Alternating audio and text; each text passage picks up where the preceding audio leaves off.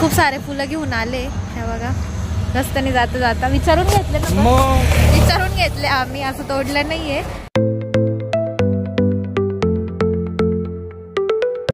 Hi hello good morning सगळ्यांना. ऋतुपूजा ब्लॉगमध्ये तुमचं पुन्हा एकदा स्वागत आहे. आजचा दिवस तुम्हाला खूप छान मस्त आनंदात जाओ. तर व्लॉगच्या सुरुवातीलाच तुम्ही बघताय की आम्ही कुठेतरी चाललो आहे. म्हणजे आज संडे, म्हणजे आपला व्लॉग थोडा उशिरा येतो आहे त्यामुळे. तर संडे होता आणि मलाही सुट्टी होती. तर अचानक मिस्टर आणि म्हणजे मिस्टरच बोलले की चला आज आपण वणीला जाऊ, कारण खूप दिवस झाले म्हणजे दिवाळीतही आम्हाला कुठे जायला मिळालं नाही. तर त्यामुळं मग मिस्टर बोलले चल तुला सुट्टी आहे तर आपण दोघंही आज वणीला जाऊ. तर आम्ही वणीला निघालो होतो. तर रस्त्यात मिस्टरांना थोडी भूक लागली, त्यामुळं मग ना आम्ही तिथे राज स्वीट्स म्हणून थांबलो आणि इथे ना मस्त तंदूर वडापाव आणि पनीर सँडविच घेतलं होतं. तर खूप छान होतं ते पण. आणि त्यानंतर मग रगडा पॅटीस पण घेतला होता. तर आम्ही थोडासा नाश्ता वगैरे केला आणि मग पुन्हा निघालो. तर वणीला जाताना म्हणजे इतकं काही ऊन नव्हतं, तर थोडी सावलीच पडलेली होती. तर आणि थंडीचेही दिवस होते त्यामुळं इतकं काही ऊन जाणवलं नाही. तर दुपारची वेळ होती, साधारण 12-1 वाजला होतं. तर आम्ही निघालो होतो त्यावेळेसच. हाय गुड आफ्टरनून सगळ्यांना. ऋतुपूजा ब्लॉगमध्ये तुमचं सर्वांचं स्वागत आहे. आजचा दिवस तुम्हाला खूप छान मस्त आनंदात जाओ. तर निघालोय आम्ही आता, तुम्हाला दिसत असेल. तर आम्ही आता ना वणीला चाललोय. म्हणजे अचानक प्लॅन ठरला. आम्ही दुपारी जेवण करत होतो 11-11:30ला आणि मिस्टर बोलले की चला आज सुट्टी तुला, तर मग आपण वणीला जाऊ. कारण दिवाळीमध्ये आम्ही दोघं कुठेच गेलो नव्हतो आणि मिस्टरांना पण टाईम नव्हता कुठे जायला, त्यांचं पण दुकान चालू होतं. आणि त्यानंतर मग मी पण 2-3 दिवस मम्मीकडे गेली आणि त्यामुळं मग चला आता आम्ही निघालोय वणीला. तर चला तुम्ही. आणि ना तर रस्त्यात आम्हाला खूप छान झाड दिसलंय जास्वंदीच्या फुलांचं. खूप सारे फुलं आहेत त्याला, बघू शकता माझ्या मागे. मिस्टर इकडे आले का, खूप सारे फुलं घेऊन आले. हे बघा रस्त्याने जाता जाता विचारून घेतले ना, विचारून घेतले आम्ही, असं तोडलं नाहीये. हा का, बाकीचं पण देवीसाठी साडी वगैरे सगळं घेतलंय, वेणी पण घेतली आहे. पण रस्त्याने खूप जास्त फुलं आलेले.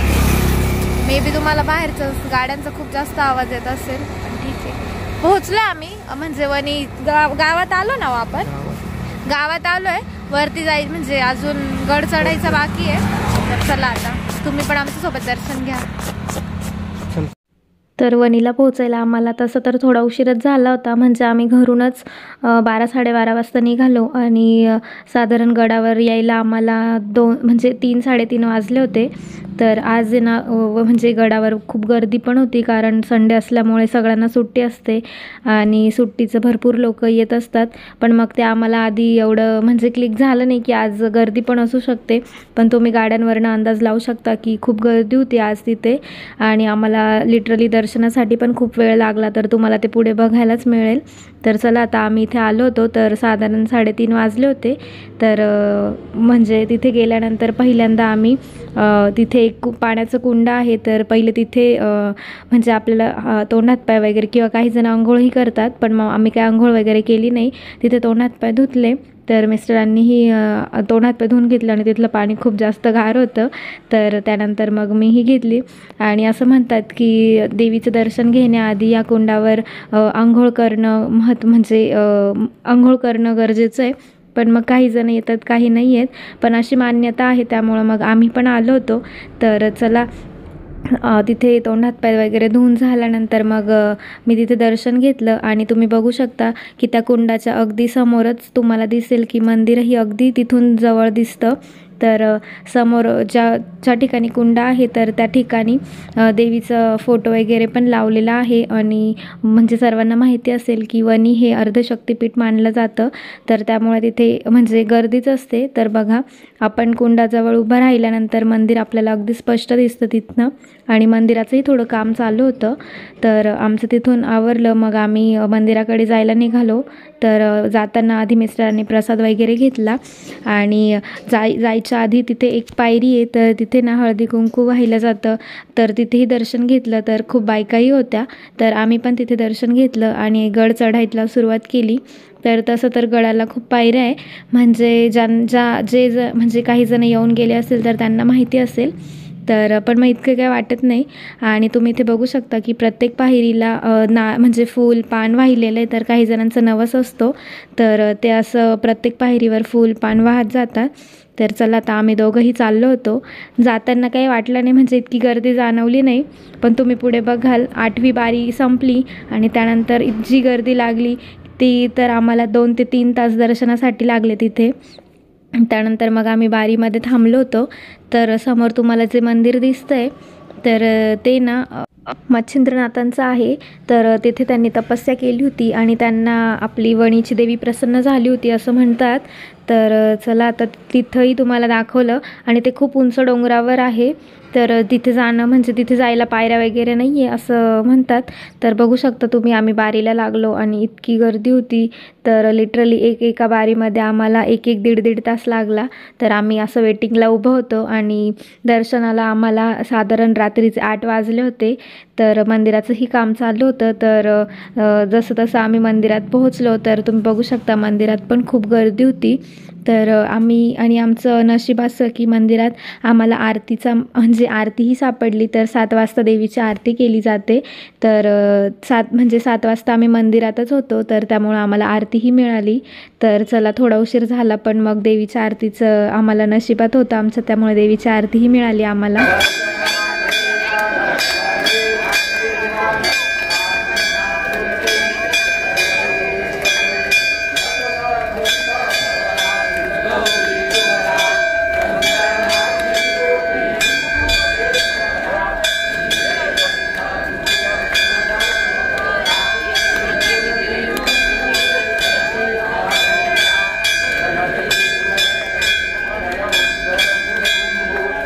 तर देवीचं दर्शन झालं. त्यानंतर मग खाली कालभैरवांचं पण दर्शन घेतलं आणि खूप उशीर झाला होता त्यामुळे आम्ही लगेच निघालो. किती वाजले? 8 वाजले आणि आता दर्शन झालं आमचं. तर निघालो आम्ही खाली. चला खूप उशीर झाला आहे पण ठीक आहे, काय नाही. भरपूर गर्दी होती कारण आज रविवार असल्यामुळं. बघितलं की गडावरून खाली यायलाच आम्हाला रात्रीचे 8 वाजले.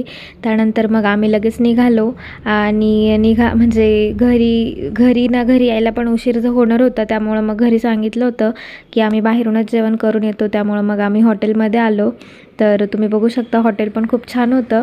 म्हणजे मी पहिल्यांदाच ह्या हॉटेलमध्ये पण गेली होती आणि ऑर्डर दिल्यानंतर थोडा वेट करायला लागला कारण रात्रीचे म्हणजे 10-10:30 वाजले होते आणि गर्दीही नव्हती हॉटेलमध्ये.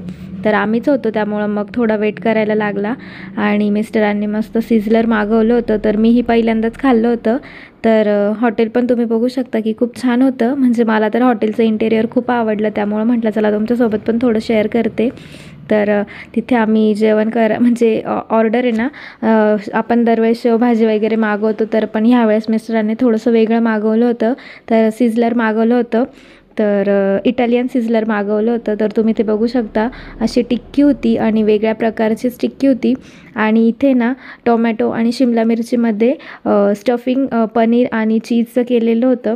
तर मला खूप आवडलं आणि आम्ही म्हणजे मस्त जेवण केलं आणि त्यानंतर मग सिन्नरला निघालो. तर चला आजचा खूप छोटासा व्लॉग होता तर तो तुमच्यासोबत शेअर केला.